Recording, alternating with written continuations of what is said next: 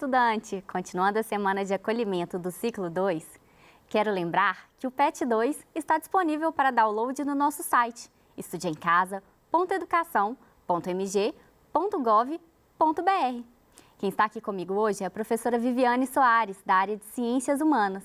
E nessa aula, nós vamos retomar o iluminismo e a crise do antigo regime, para que os alunos possam resolver os exercícios do PET 1. Correto, professora? Isso mesmo. Hoje nós vamos relembrar um pouquinho do que foi falado a respeito do iluminismo, do desenvolvimento do pensamento liberal e também, a questão da queda do antigo regime. Então, à medida em que a gente for conversando, nós vamos analisando as questões que estavam presentes no nosso primeiro volume do PET.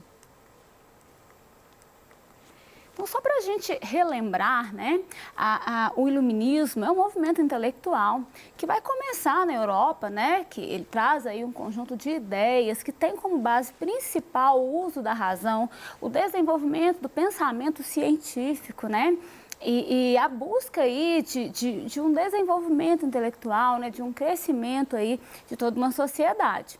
É no contexto do iluminismo que a gente vai ver o desenvolvimento de ideias liberais, ideias como a ideia de igualdade, de liberdade, do direito à propriedade, da busca da felicidade, são ideais que vão contribuir para que a gente veja o antigo regime, ou os estados modernos absolutistas serem questionados, E aí a gente vê o surgimento de novos modelos de organização para a sociedade. Então, a nossa primeira atividade aí, a gente vai falando e relembrando, Então, olha, você imagina que todos estavam satisfeitos com a estrutura da sociedade moderna? Recorde algumas vantagens e desvantagens de cada um dos grupos sociais do mundo moderno e, dessa forma, tente responder a pergunta. Então, eu coloquei aqui novamente a pirâmide com a sociedade, desse mundo moderno, para a gente pensar nessas vantagens ou desvantagens, Então, a gente tem no topo da pirâmide o rei, com o maior poder. Abaixo do rei, que com grandes privilégios, a gente tem o clero e a nobreza, Tanto o clero quanto a nobreza, eles estão aí próximos do rei, Aqui por uma questão gráfica, eles não estão tão próximos, mas a gente sabe que a gente está aí na metade para cima da pirâmide, como os privilegiados. E a base, a maior parte da pirâmide, ela é composta pelo povo, Então, pede para vocês analisarem a vantagem e desvantagem de cada um desses lugares. Então, se a gente pensar o rei com poder absoluto, ele tem todo o controle, é o maior aí privilegiado, quem exerce o poder. O clero e a nobreza, eles têm grandes vantagens, como o não pagamento de impostos, No caso da nobreza, eles ainda recebem um apoio do Estado. A gente tem o clero também, que recebe muito apoio desse Estado, Ou seja, eles têm pouco gasto com o Estado, vamos dizer assim, e pelo contrário, eles recebem, têm privilégios, Ao contrário da base da pirâmide, que é formada pelo povo, e nesse povo a gente pode incluir camponeses, trabalhadores urbanos e a burguesia, que é uma classe que vai se desenvolver a partir do crescimento do comércio, é uma classe social que vai ter o poder econômico, mas que não tem o poder político, Então, se a gente pegar na base, o povo, de maneira geral, os camponeses, os trabalhadores urbanos, eles não têm direitos, mas eles têm muito dever, Que é o quê? Pagar impostos e ajudar a sustentar o restante aí do grupo. A burguesia tem poder aquisitivo, poder econômico, mas também não tem os direitos políticos, Então, eles têm essa desvantagem aí para a gente poder compreender essas relações da sociedade desse período, certo? Nossa próxima atividade, ela vem falar aí a respeito, de um sistema adotado, pelos estados, a partir das discussões iluministas, que aí vai trazer a divisão dos três poderes. Essa separação dos poderes, ela foi proposta pelo filósofo Montesquieu. Ele dizia que uma única pessoa não poderia exercer todo o poder. Era importante que o poder fosse limitado por outro poder. Então, a gente tem aqui o legislativo dizendo, olha, eu elaboro as leis. Depois o judiciário, eu aplico as leis. E o executivo, eu administro. Atualmente, muitos estados nacionais estão organizados com base no princípio da divisão dos poderes. Pesquise e descubra quais são os princípios fundamentais que norteiam o governo democrático no Brasil, presentes na Constituição Federal de 1988, né? Então, a gente já pensando nessa questão da divisão dos poderes, a gente já entende a questão da democracia, né? Já que você tem aí vários grupos, né? Várias instâncias, melhor dizendo, de poder, justamente para que não haja abuso, arbitrariedades, né? Mas a gente pode citar também, se tratando da Constituição, dos direitos e garantias fundamentais, né, ao cidadão que a gente tem, né? A gente pode falar do nosso direito de ir e vir, nosso direito de expressar, nosso direito de votar, né, de participar aí de uma decisão política. Letra B. Pode-se dizer que essa forma de divisão de poderes tem relação com o iluminismo? Eu até respondi previamente, quando eu falei do pensamento aí do Montesquieu, né, que faz parte do conjunto de pensadores do iluminismo, e a ideia, né, que ele defendia que o poder não poderia estar todo controlado em uma só pessoa, né? Então, que deveria haver, sim, um poder para limitar o outro. Portanto, a divisão dos poderes tem relação com o iluminismo. Vamos para a semana 2 agora, Bruna. A gente vai trocar um pouquinho o assunto, né? Mas ainda dentro da mesma linha de pensamento, que é falar aí do iluminismo também, né? Mas das revoluções na Inglaterra e a Declaração de Direitos. Atividade 1. Um legado da Revolução Gloriosa de 1668 foi, entre eles, a Declaração de Direitos. É importante a gente mencionar isso, né? Que a Inglaterra passou por revoluções e o pano de fundo dessas revoluções vai ser aí, né, a questão do poder absoluto, né? E a questão de um órgão que seria regulador desse poder absoluto, que é o parlamento, né? Que teria a função de participar dessas decisões. Então, todos esses conflitos, né? Eles vão culminar na Revolução Gloriosa, em que a gente tem aí como resultado a Declaração de Direitos, né? Então, tem um texto falando sobre a Declaração de Direitos, a gente vai falar de alguns artigos só para resolver a questão. Ela diz, olha, considerando que tendo Jaime II abdicado e estando o trono vacante, Sua Alteza, o Príncipe de Orange, ordenou a eleição de deputados para o parlamento. Estes agora, reunidos como representantes totais e livres dessa nação, destacam. Então, o que eles destacaram nessa Declaração de Direitos, que, como eu disse, foi ali o resultado maior, né, ao final das revoluções inglesas? Que o pretenso poder de suspender as leis ou execução das leis pela autoridade régia sem o consentimento do parlamento é ilegal. Então, olha, o rei não pode mais tomar decisões sem antes passar pela votação do parlamento. Não pode criar impostos, não pode tomar nenhuma decisão sem discutir antes, né, com o seu parlamento aí. Que o direito de cobrar impostos para o uso da coroa com pretexto de privilégios sem outorga do parlamento é ilegal. Então, se ele criou e o parlamento não assinou embaixo, o parlamento não concordou, não pode ser colocado em prática, né?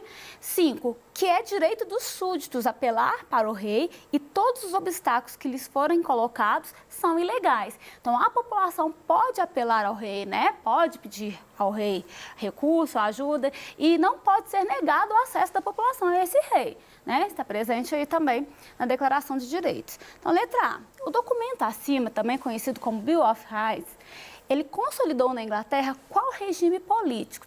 Então, nós estamos falando de um rei, né? Nós não deixamos de tratar da existência de um rei, né? Então, a gente tem uma monarquia, certo?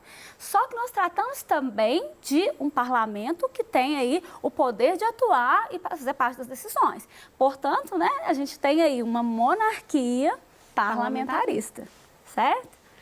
Então, quais as características dessa monarquia, né? O ponto principal para a gente pensar enquanto características. A própria legislação que a gente viu anterior, ela já nos explica, né? O rei não pode mais fazer o que ele quer. Existe aí, né, algo maior, né, que é a Declaração de Direitos, que é uma legislação para que o rei, ele governe dentro do que é legal, né, dentro do que é permitido e dentro do que atende a população. Então, a característica é que a gente vai ter aí um parlamento na figura do seu primeiro-ministro que vai ter o poder de decisão, né, que vai endossar aquelas propostas ou não. Isso é uma forma de impedir arbitrariedades, como a gente viu em todo o passado da Inglaterra com os reis absolutistas. Vamos para a terceira semana agora. O nosso assunto é Revolução Industrial, né? E o surgimento e o crescimento do movimento operário. Então, é muito importante a gente falar sobre a Revolução Industrial, como se deu esse desenvolvimento, né? Como que a gente parte de uma produção que é artesanal, chegando a uma produção que é manufatureira, né? Então, o artesanal, quando uma pessoa, né, o artesão, ele domina todos os processos de produção, geralmente é um trabalho doméstico, né? Sem uma divisão do trabalho, das etapas de trabalho. A manufatura, que vai ser o tipo de trabalho em que a gente tem aí, né, mais de uma pessoa trabalhando. É o uso de ferramentas manuais ainda, mas você tem aí a divisão do trabalho e isso faz com que haja uma aceleração nessa produção, até a gente chegar ao que a gente chama de maquinofatura, né, que é com a Revolução Industrial, a gente vai ter o trabalho das máquinas, né, que vão alterar não somente a produção, os lucros, né, mas também altera significativamente a vida de uma sociedade, seja a questão da sua saúde, seja a questão da organização das cidades, seja a relação da sociedade com o tempo, né? Tempo mesmo, né? Preocupação com o tempo. Então, há uma mudança que ela é geral, né? Ela começa na produção, mas ela atinge todos os outros setores. Então, vamos para a questão, né? Atividade 1. Antes da existência das máquinas, a maioria das pessoas vivia no campo. Seus utensílios, ferramentas e roupas eram produzidas pelas próprias pessoas ou pelos artesãos. Aí tem uma questão, né, assim, ó, imagine como seria sua vida hoje se não existissem as máquinas. Escreva um parágrafo de aproximadamente 6 linhas contando como seria seu dia se não existisse nenhuma máquina. Seja criativo. Nessa questão você deveria fazer uma reflexão, né? Imagine que você acordou hoje sem nenhuma máquina. Como seria sua vida? Como que você faria, né? Eu acredito que muitos vão ter escrito, eu não ficaria sem meu celular, né? Eu ia ficar sem lugar se eu não tivesse meu telefone, ou se eu não tivesse a televisão, né? Ou se eu não tivesse a energia. E aí eu começo a elencar um monte de coisas que faria com que meu dia fosse totalmente diferente se eu não tivesse acesso aí às máquinas, né? Então é importante vocês, nessa reflexão, colocarem, né, o que vocês estariam vivendo caso a máquina não existisse. É uma atividade de reflexão, né? A gente sabe, as máquinas já estão aí, né? O si, a gente costuma brincar que o si na história ele é muito complicado, as máquinas já estão aí. Mas é uma reflexão importante para a gente considerar os nossos avanços. Então, quando a gente repensa antes de ter as máquinas, a gente consegue compreender e até mesmo valorizar mais o desenvolvimento que a gente tem hoje. E também criticar, se for o caso, né? Porque a gente sabe também que as máquinas, elas têm responsabilidades em outras questões, como a substituição do ser humano em muitos setores, né? O aumento aí de desemprego. A gente sabe que tem os dois pontos. É importante você colocar isso na sua reflexão. Acho que começar refletindo o uso dela no nosso dia a dia vai facilitar a construção do texto para retirá-los, né? Com certeza, com certeza. Atividade 2. O principal reflexo da Revolução foi a transformação das condições de vida nos países industriais em relação a outros países na época, havendo uma mudança das necessidades de consumo da população conforme novas mercadorias foram sendo produzidas.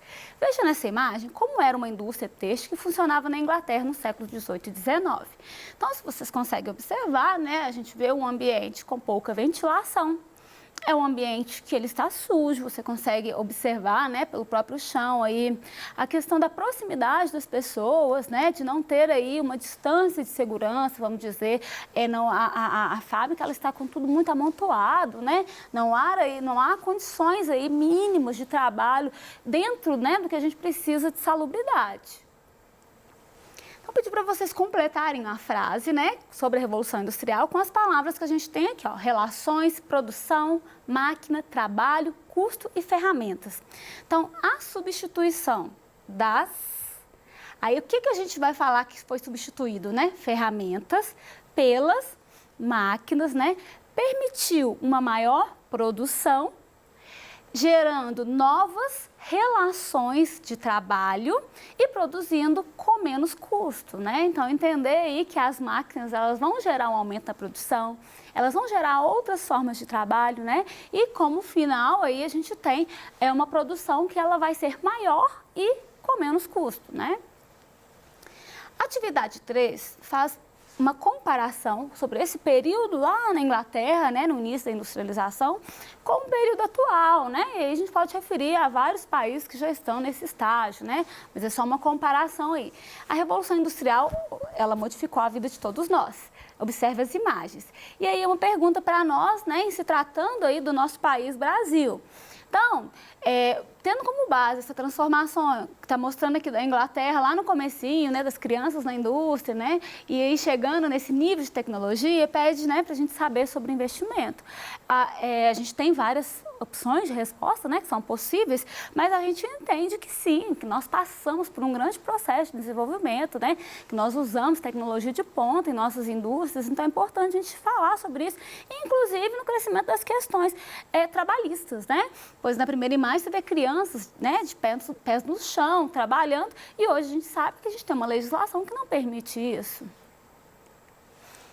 Vamos falar sobre a quarta semana do nosso PET, né? E aí, dentro do mesmo assunto Revolução Industrial, a gente vai falar um pouquinho a respeito das mudanças sociais, Bruna, sobre o surgimento do operariado, né? Porque a gente tem um grande número de trabalhadores que estão nas fábricas e eles estão diante daquelas condições de vida que não são as ideais. Então, nesse sentido, a gente pensa como é que esses trabalhadores eles reagem às formas de vida e de trabalho que são aí, né, desenvolvidas em meio à industrialização. Então, primeira questão aqui para nós, ó.